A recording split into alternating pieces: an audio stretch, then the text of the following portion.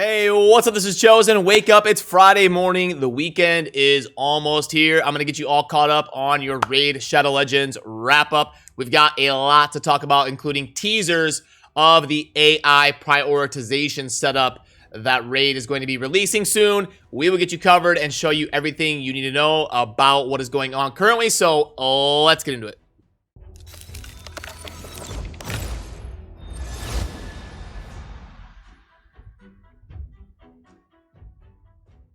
Alrighty, so first of all, we have still got just over a day left on 2x Ancients. We had a lot of fun pulling shards yesterday on stream. If you want to get in on that, I will be doing it again today. There's a link down below in a pinned comment to come hang out on stream. I'll be live for a few hours today after getting this video out. But now, let's go ahead and pull up this announcement that we have got about AI prioritization coming out. And in Plarium's first iteration of letting us know officially about this system, this is what they had to say. I know you've been waiting for this quality of life improvement just as I did, so here it goes. The upcoming update will bring us team presets. This feature will allow you to choose and save the team of champions and moreover to set the priority of each champ's skills for auto battle mode. To access this feature, you just need to tap team setup button on the champion selection screen before a battle. Please note, when using team presets, the battle begins on auto by default. You can save up to 20 teams using team presets, 10 for PvE, such as campaign, dungeons, faction wars, clan boss, doom tower, and 10 for PvP, classic arena, and also tag team arena. You'll be able to create a unique name for each team preset to easily navigate among them, and of course, you can delete any of the team presets at any point. What is more important, now you can also prioritize the skills of your defense teams in both classic and tag team arena. And I don't need to read the bottom part word for word. It's pretty self-explanatory. You're going to be able to set which one you want them to open with and then prioritize after that. And then default, you'll be able to lock out skills as well. And then this feature is going to unlock at player level 30, which is the number on the top left. You can see I'm level 96. When you get to level 30, which happens really fast, by the time you're optimizing teams, you'll definitely be level 30. So, I mean, I don't know why you have to gate lock that. You could just have it be at level 1, but the fact that it unlocks at level 30 isn't that big of a deal. And now I can actually pull up some of the teaser pictures about this system in game for when it launches. So here we go. Let's go through this together. So this first one is going to be your main saved team preset screen where you can go through, name them, keep track of all of them, and then you see on the right, it's got your collection, and then it's also got filters. You can see recently used. You'll be able to sort by a few different categories that you already know kind of exist in the champion index in the game. So that's going to be kind of the main overlay of it. Then we've got this one here. So this is just going to be the team specifically when you click on one team, and then you can go through and select each champion, and then you see the infinity symbol, the passive, it lays everything out, the total stats, where you can kind of pick the different skills of the champion. And this is what it's going to look like in tag team arena. You see that new little box on the right. That's going to be where you can adjust that specific team and how they're going to perform on auto. And then right here, this is going to be when you click on that one specific team to pull it up. You can see their arena defense. That's going to be classic arena, where you're setting that, and you've got that box on the right to set those different presets.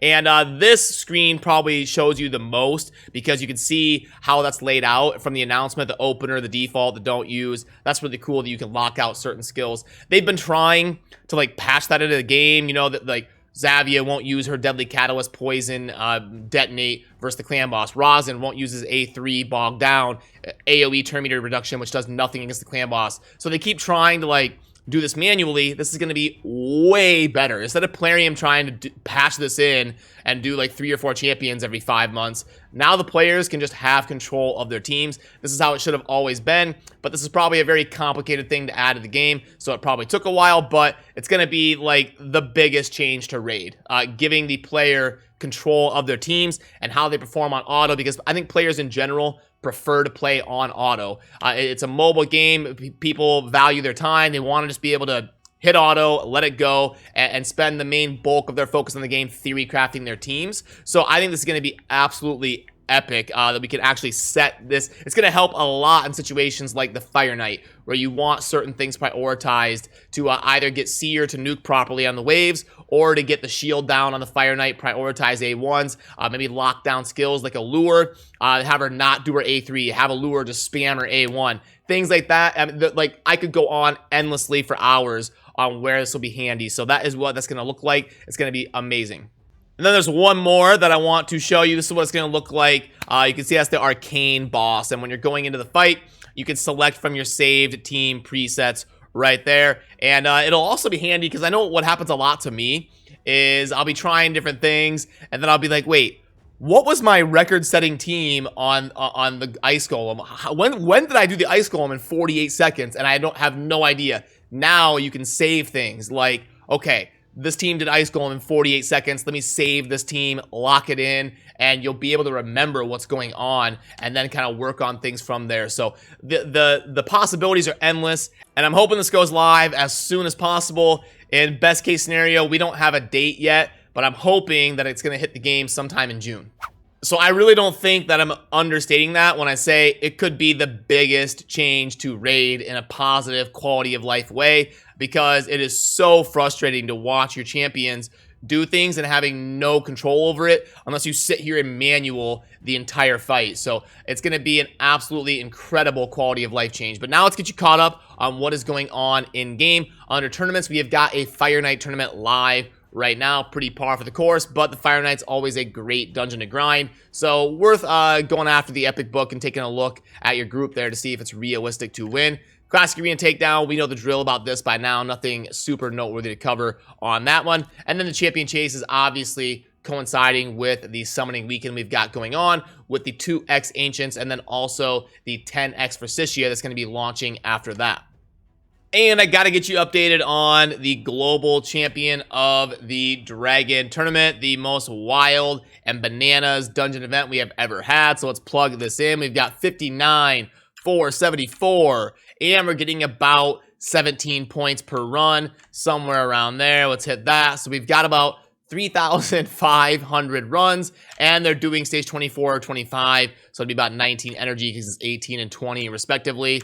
About 66,500 energy. So we could say somewhere between 60 and 70,000 energy that it took to slam into the Dragon and win the global. And then for your efforts, you're going to get the 5-star chicken to take it down. So congrats there to NXS. The something that I can't read because it doesn't show me long enough, but good job winning the global Dragon dungeon tournament, and I hope for those of you that were grinding it, you were able to at least get a few GG speed pieces to progress your account.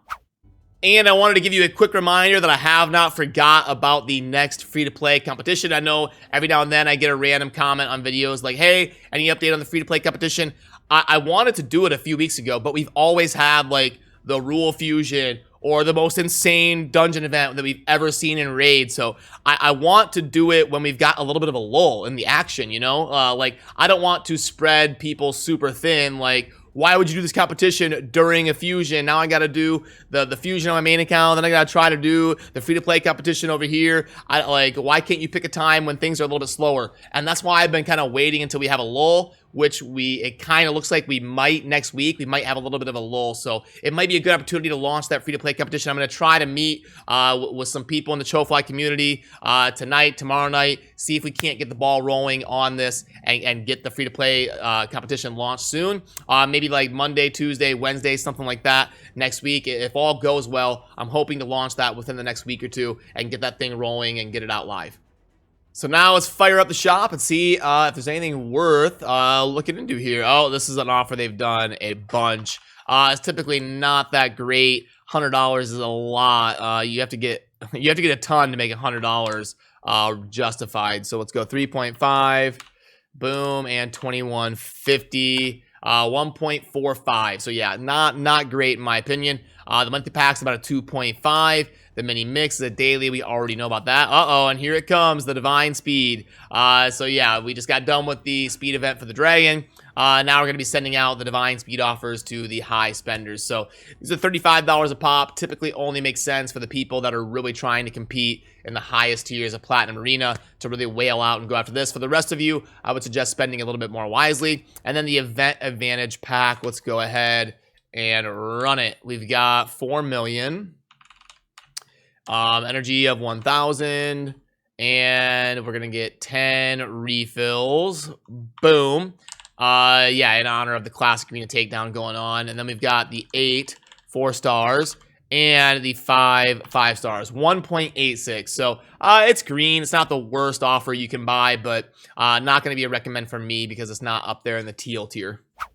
Okay, so that'll mostly do it for what I wanted to get covered in this video. Definitely epic that we have got these AI changes. It's going to unlock so much potential for the game and theory crafting and getting crazy things rolling when we can actually control like things with all the spider teams where Cold Art prioritizes her AoE. You got to make sure she gets 2 turns before like your resetter or before the spiderlings, because she won't do the Heartseeker you want her to do. Now we can actually lock that out, lock out the AoE ability. She'll either slam her A1 or she'll do her Heartseeker. Gonna be amazing for all those different situations. I cannot wait to theory craft where this will be most impactful and start building teams. If you want to see the examples again on the way out, I'll just kind of cycle through them here so you can take one more look. And yeah, if you're watching this video right when it comes out, I'm going to be live for a few hours. Again, like I said earlier, there will be a link down below in a pinned comment where you can come check me out on Twitch. We'll be hanging out for the next few hours, pulling ancient shards for viewers, talking about all this stuff going on, and just hanging out and kind of kicking off the weekend. So